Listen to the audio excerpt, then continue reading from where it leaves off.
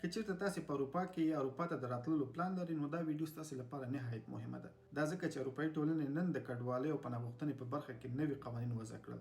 خو دا قوانین څه دي؟ راځئ چې په ساده او عام فهمه الفاظو ځان پوه کړو. دغه قانون چې د اروپایي ټولنې په ټولو هیوادونو کې نن نافذ شو ځینې بدلونونه راوستل.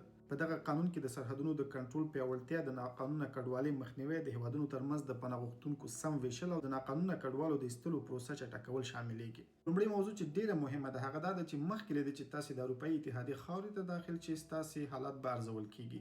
یعنې ستاسې لومړنۍ ارزونه به د اروپایي ټولنې اصلي خاورې ته له داخلېدو مخکې ترسره کیږي.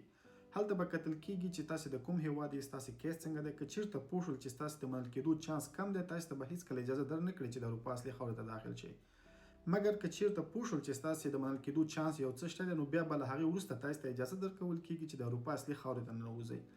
البته دا په دې معنا نه ده چې تاسې قبول شوئ. یعنې په دې مرحله کې تاسې ایله دومره وکولی شول چې هغوی قانع کړئ چې تاسې د دې وړ یاست چې د پناه غوښتنه ورکړئ. بیا به ستاسې کیس ارزول کیږي او له هغه وروسته به پرېکړه کیږي چې تاسې ته اسناد درکړل شي او که نه. شاید تاسې پوښتنه ولرئ چې دغه کنټرول به چیرته کیږي. دغه کنټرول د یونان، ایټالیا او اسپانیا په هیوادونو کې ترسره کیږي ځکه چې کډوال د دې لارو اروپا ته داخلیږي.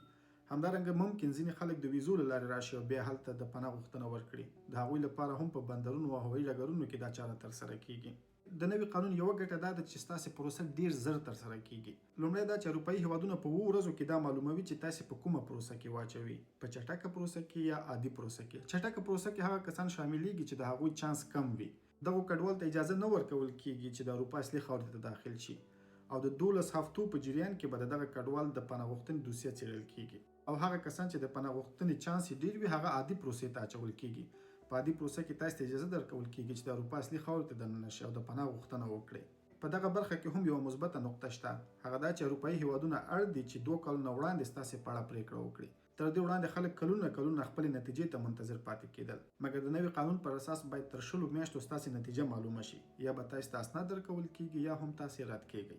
د نوي قانون له مخې اروپایي هیوادونه کولی شي پناه غوښتونکي یو دریم هیواد ته واستوي ترڅو هلته د دوی د پناه غوښتنه وڅیړل شي. البته دا قانون پر هغو ماشومانو نه تطبیقیږي چې بې سرپرسته وي.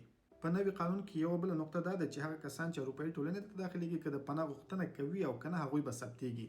د هغوی د ګوتې نښې، بایومتریک او ټول معلومات به اخیستل کیږي. البته هغه ماشومان چې له 6 کلونو نه عمرونه ټیټ وي دغه چاره ورسره نه ترسره کیږي. همدارنګه د دوبلین په مقرراتو کې هم ځینې تغییرات راځي. البته ډیری مسایل په خپل ځای پاتې کیږي.